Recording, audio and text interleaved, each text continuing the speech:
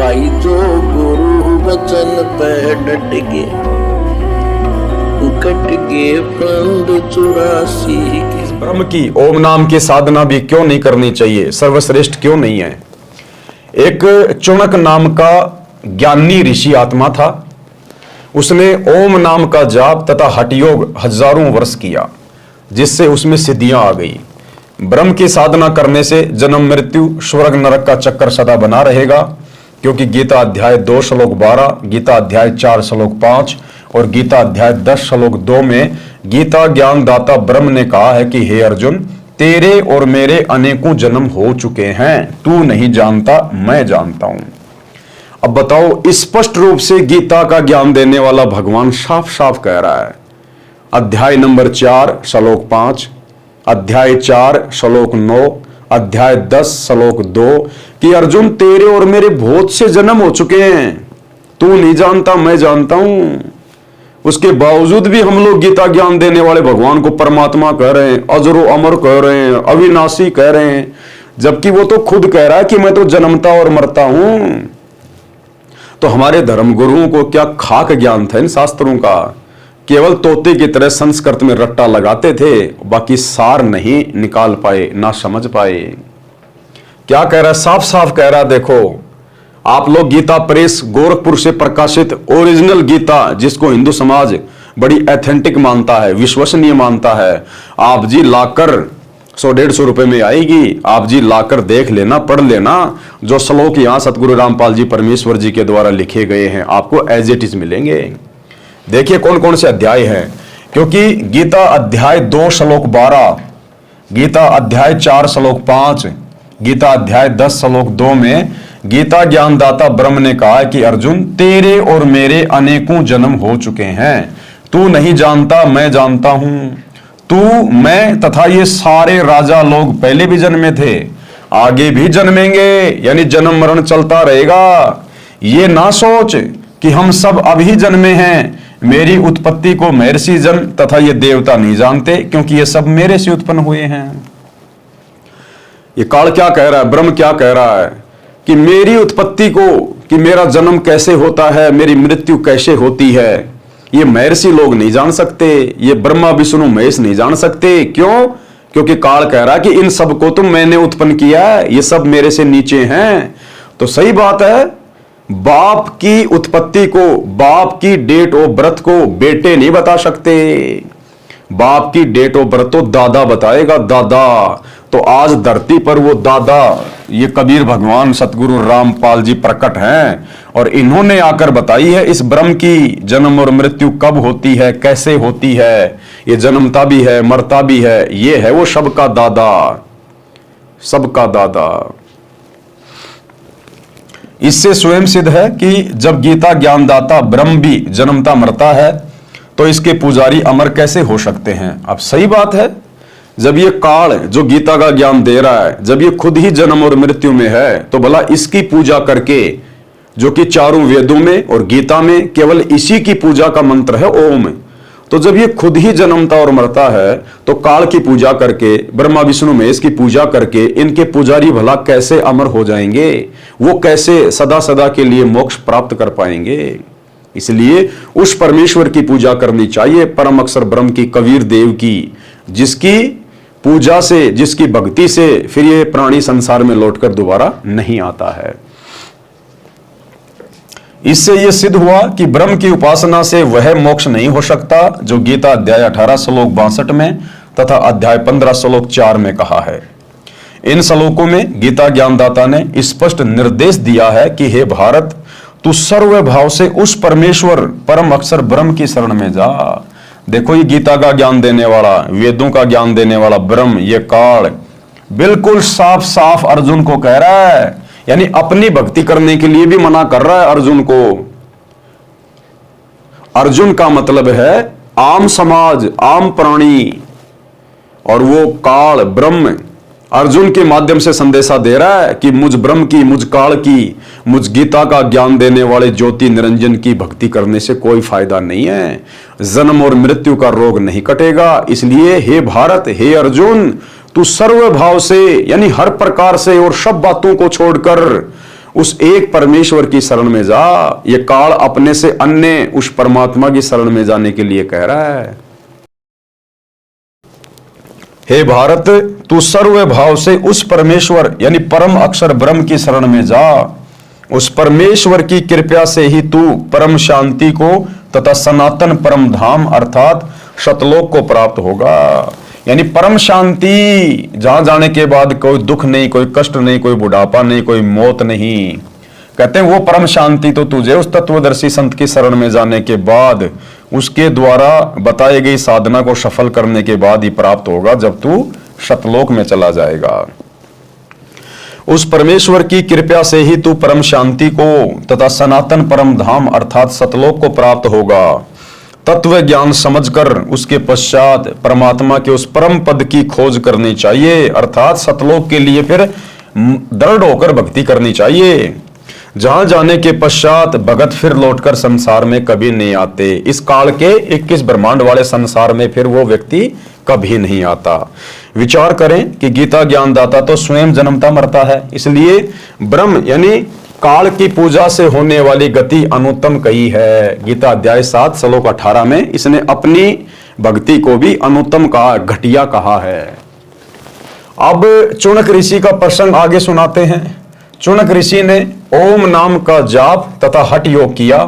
वेदों ऋग्वेद, यजुर्वेद, सामवेद, अथर्ववेद में बताई भक्ति से परमात्मा प्राप्ति नहीं होती। इन चारों वेदों में उस पूर्ण परमात्मा की जानकारी जरूर है, लेकिन उसकी प्राप्ति का मार्ग नहीं है, मंत्र नहीं है, वो काल ने छुपा दिए। और इस काल में अपना खुद का मंत्र ठोक दिया, केवल एक ओम नाम का मंत्र, और जानकारी उस परमात्मा की दी हुई है।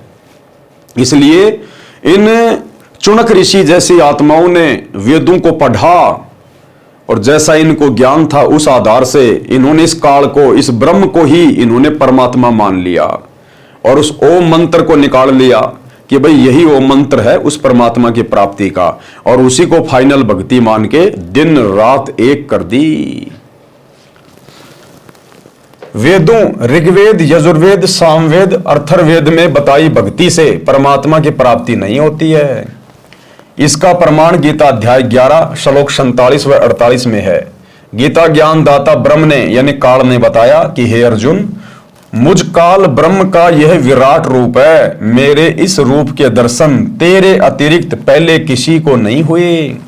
मैंने तेरे ऊपर अनुग्रह करके यह रूप दिखाया है। मेरे इस रूप के दर्शन अर्थात ब्रह्म प्राप्ति न तो वेदों में वर्णित विधि से अर्थात ओम नाम के जाप से, ना तप से, ना हवन आदि यज्ञों से होते हैं, अर्थात वेदों में वर्णित विधि से ब्रह्म प्राप्ति नहीं होती। काल ने स्पष्ट कर दिया गीता जी के अध्याय नंबर 11 श्लोक नंबर 47 और 48 में कि हे अर्जुन, मुझ ब्रह्म की प्राप्ति, मुझ काल की प्राप्ति आपको किसी भी प्रकार से नहीं हो सकती। मेरे दर्शन आप किसी भी तरह से नहीं कर सकते, चाहे कितना ओम नाम का जाप कर लो, कितना ही तुम हठ योग कर लो, कितना तुम तप कर लो, कितना ही तुम जप कर लो, यज्ञ हवन कर लो। ये मेरा घटिया अनुत्तम नियम है। किसी भी प्रकार से मुझ ब्रह्म की प्राप्ति नहीं की जा सकती। बताओ, खुद कह रहा है और फिर भी लोग गीता जी का पाठ कर रहे हैं, राधे राधे हरे हरे राधे राधे श्याम मिलादे का जाप कर रहे हैं, जब खुद ओम नाम के जाप से भी साधक इसके दर्शन नहीं कर सकता। अर्जुन को कह रहा कि तेरे ऊपर तो मैंने विशेष मेहर करी है, विशेष दया करी है, अन्यथा मेरे इस रूप के दर्शन कोई नहीं कर सकता किसी भी प्रकार से। बताओ फिर ओम नाम का जाप क्यों कर रहे हैं? अरे भगत साधक भक्ति इसीलिए करता ना कि भगवान के लोक में जाएंगे, भगवान के दर्शन करेंगे, आत्मा खुश होगी, वहां मौज मस्ती से रहेंगे। और वो ब्रह्म, वो काल गीता अध्याय 11 श्लोक 47 और 48 में कह रहा है कि अर्जुन, ये तो मैंने खाली तेरे को दर्शन दे दिए, अन्यथा मुझ काल के दर्शन कोई नहीं कर सकता। चाहे कोई एडी से चोटी तक का जोर लगा ले, कितना ओम नाम का जाप कर ले, कितने जप तप कर ले, एक पैर पे खड़ा हो जा, चाहे जंगल में जा, चाहे गुफा में जा, मरी जाएगा, सड़ी जाएगा, गली जाएगा, लेकिन मुझ काल के दर्शन नहीं कर पाएगा। बताओ फिर भी ये साधु संत महात्मा घर छोड़ छोड़ के ओम नाम का जाप कर रहे थे, क्योंकि इनको बेचारों को तत्वदर्शी संत प्राप्त नहीं था जो इनको सही मार्गदर्शन कर देता। तो भाई और बहनों, आज है हमारा सौभाग्य, आज है धरती पे तत्वदर्शी संत सतगुरु रामपाल जी भगवान, जिन्होंने इन वेदों को और गीता जी को पहली कक्षा की पुस्तक बना के रख दी। पहली कक्षा की पुस्तक है, अपने भक्तों की उंगलियों पर रटा दिए परमात्मा ने। ब्रह्मा विष्णु महेश के विषय में, काल के विषय में, अक्षर ब्रह्म के विषय में, सब के बारे में। तो क्या कह रहा है वो कि मेरे इस रूप के दर्शन अर्थात ब्रह्म प्राप्ति न तो वेदों में वर्णित विधि से अर्थात ओम नाम के जाप से, न तप से, न हवन से, न आदि आदि यज्ञों से होते हैं। अर्थात वेदों में वर्णित विधि से ब्रह्म प्राप्ति नहीं होती। यही कारण रहा कि चुनक जैसे ऋषि भी ब्रह्म को निराकार कहते रहे, क्योंकि जो साधना उन्होंने की उस साधना से तो ब्रह्म खुद ही कह रहा है कि मेरे दर्शन हो ही नहीं सकते। तो अंत में ओम नाम की साधना करके और तप करके उस चुनक जैसे ऋषि ने भी यही निष्कर्ष दे दिया कि भैया परमात्मा निराकार है, परमात्मा दर्शन नहीं देता। चुनक ऋषि में सिद्धियां आ गई, अब वो तप करने से उनमें सिद्धियां आ गई, जिस कारण से संसार में प्रसिद्ध हो गया।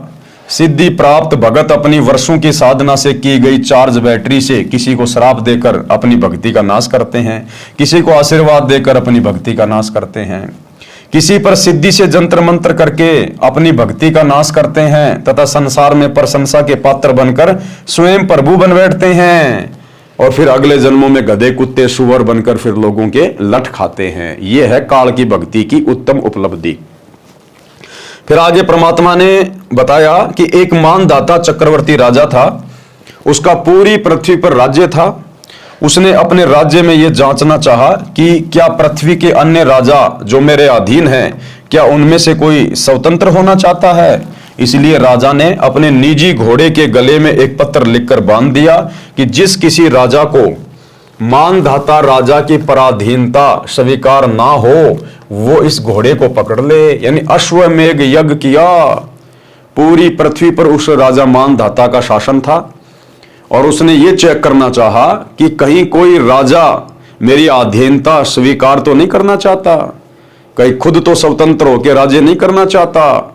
तो इस बात की जांच करने के लिए और अपनी दादागिरी को कायम रखने के लिए यह अहंकार होता है, क्योंकि राजा अहंकार में सड़ रहा होता है, क्योंकि राजा ने भी पिछले जन्म में खूब तप किया होता है। उस तप के बदले वो राजा बन जाता है। तप से राज, वो राजा बन गया। और राज मदमानम, राजा बन के मान बड़ाई अहंकार में फूल जाता है, निरे पाप कमाता है। तो तप से राज और राज मदमानम और जन्म तीसरे शुक्र समानम। फिर वो राजा राज भोगने के बाद नरक में जाएगा, उसके बाद गधा कुत्ता और शुअर बनेगा। यह है काल की ओम नाम की साधना की उपलब्धि। वह इस घोड़े को पकड़ ले और युद्ध के लिए तैयार हो जाए। राजा के पास बेहतर अक्षौणी सेना है। उस घोड़े के साथ सैकड़ों सैनिक भी चले। सारी पृथ्वी पर चक्कर लगाया, किसी राजा ने उस घोड़े को नहीं पकड़ा, क्योंकि बेहतर अक्षौणी सेना 1.5-2 करोड़ की सेना उस राजा के पास। तो किसी ने भी घोड़े को नहीं पकड़ा कि भैया मरना थोड़ी है, टाइम पास करना है। हाँ जी ठीक है, हम तो राजा मानदाता के नीचे रह के अपना राज्य कर रहे हैं। किसी राजा ने उस घोड़े को नहीं पकड़ा। इससे स्पष्ट हो गया कि पूरी पृथ्वी के छोटे राजा अपने चक्रवर्ती शासक मानदाता के अधीन हैं। सभी सैनिक जो घोड़े के साथ थे खुशी से वापस आ रहे थे। रास्ते में ऋषि चुनक की कुटिया थी। अब वो चुनक ऋषि जहां अपनी साधना कर रहा था, ओम नाम का जाप और तप कर रहा था, तो तप करने से उसमें सिद्धि आ गई। काफी हजारों वर्षों से बैठा हुआ था। सतयुग में, त्रेता में लाखों साल की उम्र हुआ करती थी। तो तप करने से उसमें सिद्धियां आ गई थी, एटम बम बन गया था। चुनक ऋषि ने सैनिकों से पूछा जो घोड़ों पर सवार थे कि हे सैनिकों, कहां गए थे? इस घोड़े का सवार कहां गया? सैनिकों ने ऋषि जी को सारी बात बताई। ऋषि ने कहा, क्या किसी ने राजा मानधाता का युद्ध नहीं स्वीकार किया? सैनिक बोले कि है किसी की बाजुओं में दम, पिलाया है किसी की माता ने दूध जो हमारे राजा के साथ युद्ध कर ले। राजा के पास 72 अक्षौणी अर्थात 72 करोड़ सेना है, जाड़ तोड़ देंगे यदि किसी ने युद्ध करने की हिम्मत की तो। अब सैनिक तो ऐसे बोलेगा, भाई सैनिक का तो काम ही लड़ना झगड़ना मारकाट करने का होता है। ऋषि चुनक जो काल ब्रह्म का पुजारी था, उसने कहा, हे सैनिकों, आपके राजा का युद्ध मैंने स्वीकार कर लिया। अब यह है भाई और बहनों काल प्रेरणा। परमात्मा ने बताया वो चुनक ऋषि घर छोड़ के जंगल में साधना कर रहा था, तब कर रहा था। किस लिए कर रहा था? परमात्मा प्राप्ति के लिए भक्ति कर रहा था, भगत बन के। लेकिन था काल के अधीन, काल की भक्ति कर रहा था, तो सिर पे तो काल बैठा रहेगा ना, सद्बुद्धि आएगी नहीं जब तक तत्वदर्शी संत से उपदेश लेके भक्ति नहीं करेगा। तो ये काल कैसे अपने भक्तों को धोखा देता है, खुद के उपासकों को भी ये धोखा देता है। अब वो चौणक ऋषि को काल ने अंदर से प्रेरणा कर दी कि राजा का युद्ध तू स्वीकार कर ले, क्योंकि तप करने वाले में भी अहंकार आता है, सिद्धियां होती है। उधर राजा में अहंकार, इधर तपस्वी में अहंकार। तो चौणक ऋषि ने कहा कि मैंने तुम्हारे राजा का युद्ध स्वीकार कर लिया और ये घोड़ा यहीं छोड़ जाओ, बोल दो तुम्हारे राजा को। अब भाइयों और बहनों, हमने शिक्षा लेनी है। हमने, परमात्मा ने एक सत्संग में बताया कि वो चौणक ऋषि परमात्मा प्राप्ति के लिए निकला था। उस नालायक को अपनी भक्ति करनी चाहिए थी, जैसी भी वो कर रहा था। राजा लोग अपना काम कर रहे थे, भगत ने अपना काम करना चाहिए था। क्यों बीच में टांग फंसाई उसने? अगर किसी ने घोड़ा नहीं पकड़ा तो कोई बात नहीं, जाओ भाई तुम्हारे घर पे, अच्छी बात है किसी ने नहीं पकड़ा तो। लेकिन जबरदस्ती चौणक ऋषि ने फटे में टांग अड़ा दी और घोड़ा पकड़ लिया। और घोड़ा पकड़ने के बाद उसके पास तो सिद्धियां थी और राजा की 72 करोड़ सेना का सत्यानाश कर दिया 4 एटम बम बना के। अब बताओ, जितने उसने वो सैनिक मारे हैं अपनी सिद्धि से, 72 करोड़। गुरुदेव ने बताया उस ओम नाम के जाप से और वो तप करने से काफी लंबे समय तक वो ब्रह्मलोक में रहेगा। और जब उसकी कमाई खत्म होगी फिर वो नरक में डाला जाएगा। नरक में कष्ट भोग के फिर 84 लाख योनियों में डाला जाएगा। फिर जब उसका कुत्ता बनने का नंबर आएगा, चौणक ऋषि का, उस ब्रह्म पुजारी का, जब उसका कुत्ता बनने का नंबर आएगा, उस समय उसके सिर में कीड़े पड़ेंगे, कीड़े। क्योंकि उसने 72 करोड़ सेना अपनी सिद्धि से मारी थी। अब भाई, हत्या चाहे अपनी सिद्धि से कर दो, चाहे हथियार से कर दो, कैसे भी कर दो, वो लिखे जाते हैं। तो जब वो चौणक ऋषि अपनी ओम नाम की कमाई और तप की कमाई भोग के जब नीचे आएगा, कुत्ता बनेगा, वो 72 करोड़ सैनिक कीड़े बनके, 72 करोड़ सैनिक बनेंगे कीड़े और उधर चौणक ऋषि बनेगा कुत्ता। और वो 72 करोड़ सैनिक अपना बदला लेंगे, अपनी मौत का बदला, उसके सर में कीड़े पड़ेंगे। ऐसी दुर्गति होगी उसकी, चौणक ऋषि की, काल के पुजारी की। इसलिए परमात्मा मना करते हैं कि इस ब्रह्म की साधना भी घटिया है, अनुत्तम है। ये खुद अध्याय 7 श्लोक 18 और 19 में कह रहा है कि मेरी साधना भी अनुत्तम है, घटिया है, मोक्षदायक नहीं है, जन्म मरण का चक्कर चलता ही रहेगा। तो हम भक्तों ने चौणक ऋषि के इस प्रकरण से शिक्षा लेनी है कि भैया, राजा लोग अपनी राजनीति करो। नरेंद्र मोदी है कहीं अपनी रैली कर रहा है, राहुल गांधी कहीं अपनी रैली कर रहा है, कोई भी राजनीतिक पार्टी अपना कोई भी अपना प्रोपेगेंडा चला रही है। हम भक्तों ने उनकी रैलियों में धक्के नहीं खाने चाहिए। हम भक्तों ने पार्टी विशेष को देख के वोटबाजी नहीं करनी चाहिए, किसी राजनेता का समर्थन नहीं करना चाहिए। हम भगत हैं, अपने आत्म कल्याण के लिए भक्ति कर रहे हैं, बकवाद करने के लिए नहीं कर रहे। लेकिन वर्तमान में जिस प्रकार इस परीक्षा के समय में 2014 बरवाला कांड के बाद गुरुदेव के परिवार ने उसी काल की शैतान की प्रेरणा से जो भगत समाज की मर्यादाएं तोड़वा दी है, राजनेताओं की रैलियों में भेज भेज के, आरक्षणों में बैठा के, गुंडों की सीबीआई जांच करवा के, तरह तरह से कुकर्म करवा के, भक्तों के ज्योति पाठ और दान का पैसा चंदे के रूप में आरक्षणों में दे के, जाटों की धर्मशाला बनवा के करोड़ों रुपये में, उसी काल की शैतान की प्रेरणा से, ब्रह्म की प्रेरणा से, और भक्तों की मर्यादा तोड़वा दी। फिर हमने क्या शिक्षा ली गुरुदेव के सत्संगों से? इस चौणक ऋषि की कथा से हमें यही तो शिक्षा मिलती है कि उस नालायक ने भक्ति करनी थी, क्यों फालतू में उसका घोड़ा पकड़ा, क्यों राजाओं के बीच में टांग फंसाई और अंत में अपनी सारी भक्ति कमाई नष्ट करके चला गया। क्या कह रहे हैं गुरुदेव? उन सैनिकों ने क्या कहा कि जाड़ तोड़ देंगे यदि किसी ने युद्ध करने की हिम्मत की तो। ऋषि चौणक जो काल ब्रह्म का पुजारी था, उसने कहा कि ये सैनिकों, आपके राजा का युद्ध मैंने स्वीकार कर लिया, ये घोड़ा बांध दो मेरी कुटिया वाले पेड़ से। सैनिक बोले कि हे कंगले, तेरे पास दाने तो खाने को नहीं है, क्या युद्ध करेगा तू? राजा मानदाता के साथ अपनी भक्ति कर ले।